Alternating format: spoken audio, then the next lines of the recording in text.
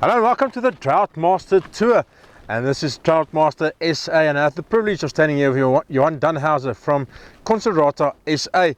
Now it's been a long road for them up to here where they have to register, where they finally got the breed registered, and I'm going to find out from Johan why I chose this breed, where Considerata S.A comes from, and what we can learn from Johan. Welcome again to Farm Space and to a Droughtmaster Tour. Thanks, Dinas. Johan, your family comes a long way with cattle. It's what you guys have been doing, you and your dad done forever. You're commercial farmers from the start. How did it happen that you started, or you took over the Considerata brand and cattle, and how did that come to be, and why these animals? Yeah, so Dinas, like you said, we've been farming commercially for many years, since 1876 actually, and we've been for all the different breeds as time's gone on, Afrikaner days, etc., and we ended up having Simbra type cattle about 25 years ago.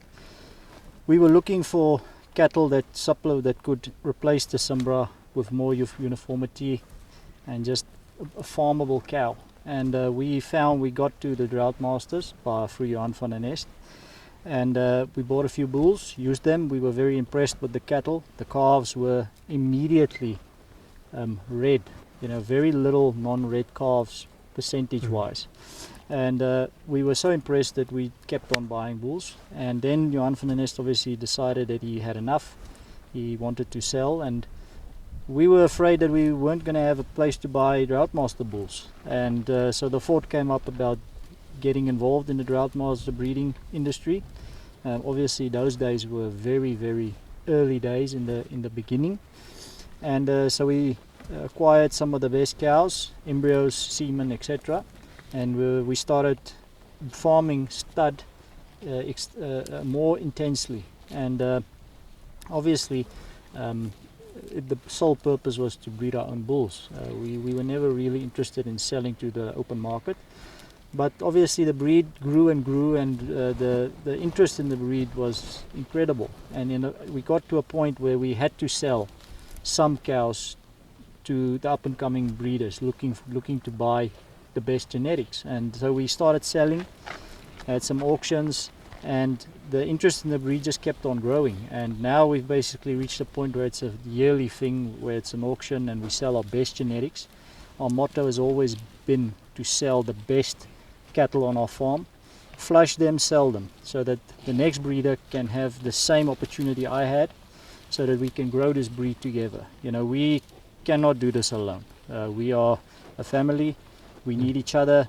I need the other breeders just as they need me, and I realized that, and selling the genetics was the only way to build this breed, and so that's what we've been doing, and it's been going very well so far. The breed is growing incredibly well, and we're happy with the cows, and the cattle are getting better and better every year, which is also very encouraging. More and more farmers are getting interested, and yeah, the future looks very bright.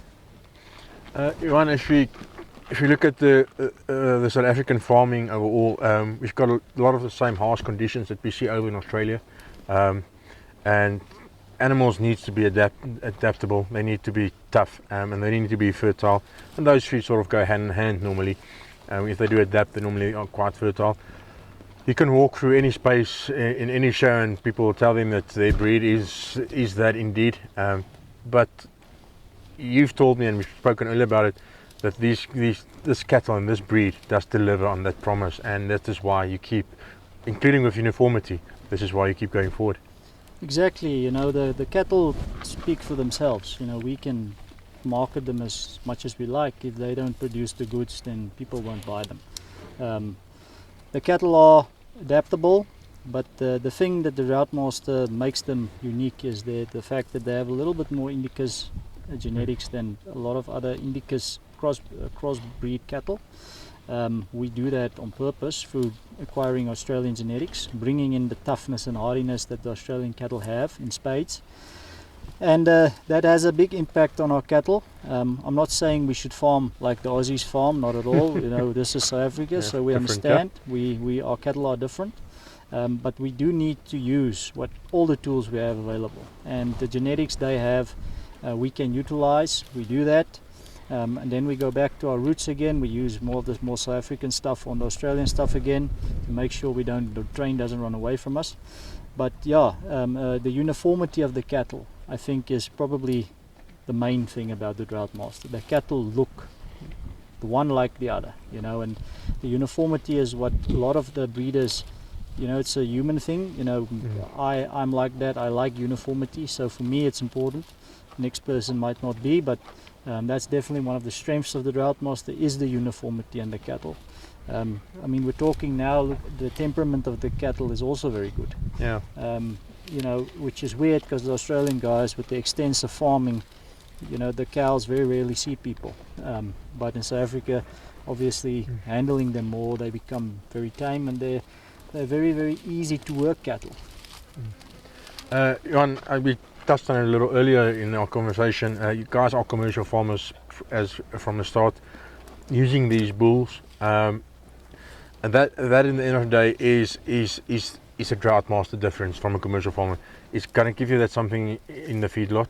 It's good on the veldt, and it gives you can see which animals come from my Droughtmaster bull at the end of the day, and it adapts, so it's going to give you the full package. Is that what it comes down to for you? It's an all-round cattle. They are good in the veldt. They are low maintenance.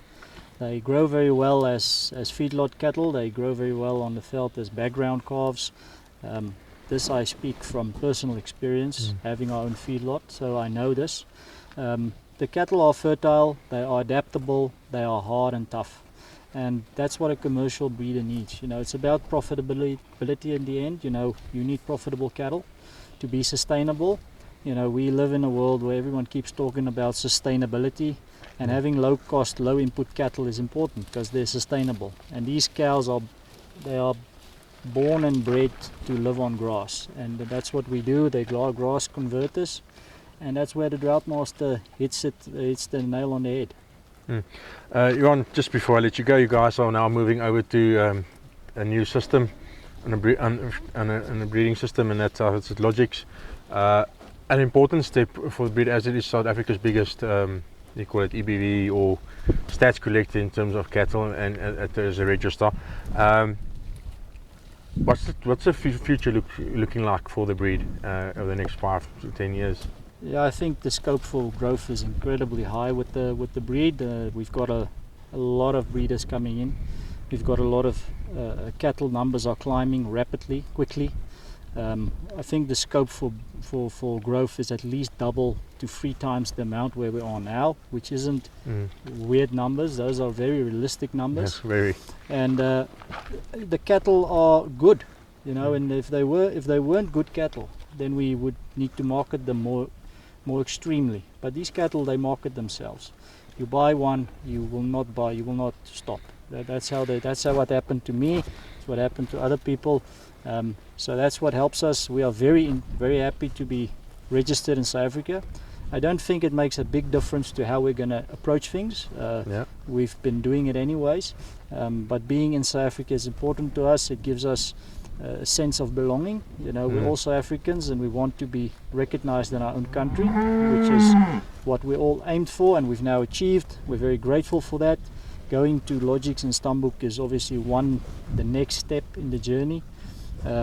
What is lekker is the fact that we're all new. We can do this together. We're like a family. Everyone knows each other, which is nice. It's doesn't happen very often in breeds. I've been involved in other breeds. When the breeders' numbers goes up, you sort of get lost in the system. But yeah, here every farmer can still make a big difference individually. And we're looking forward to this journey we're going to be taking. Before I let you go, my last point, I think the amazing thing for me is I visited a few farms in the last year or so, Droughtmaster farms, and the farmers that did buy into this, some of them are really old stockmen, people that's been in the stock in the beef industry for years as commercial farmers, but then stud farmers as well. Guys going, listen, I do have 1,000 of another breed, but I want to add this because there's something special for me here, and I can see the value. And I think from a breed point of view, that must give you a little tick behind and say, yeah, we might be on the right path here. Yeah, I think every breed is only as good as the breeders. You know, the breeders breed the cattle don't breed themselves, you know, so you need good breeders. We're very fortunate to have some of the best farmers in the country breeding with this breed, either for a long time or coming in. Doesn't really matter. We're on this journey together, and every person makes a difference. You know, if you love the breed you're involved in, you can make a difference. This is a smaller breed. To make a difference is probably going to be slightly easier. So that's one of the appealing things about the breed. And the breeders that we have are good breeders, and we get along very well. And yeah, we'll see where we go from now on. Hopefully we grow rapidly, and that more and more new people comes in. Everyone, new faces can add new ideas, and we can take this breed forward to make it a real stronghold for the cow industry in South Africa. Johan, thank you very much. Looking forward to talking to you again. And we'll talk about your auction a little later, but for now, thank you. Thanks, Tinas. Okay, there you have it. Johan Dannhauser, all the way here from Veyveld, just out of South Parys, South Africa. And yeah, one of those guys is taking the breed forward, making it a real breed to focus on in South Africa. And if you want to learn more, I'll put the links down. Go read the articles there, find out more, and find out how you can become part of this amazing breed and take South African beef industry forward. Until next time, cheers.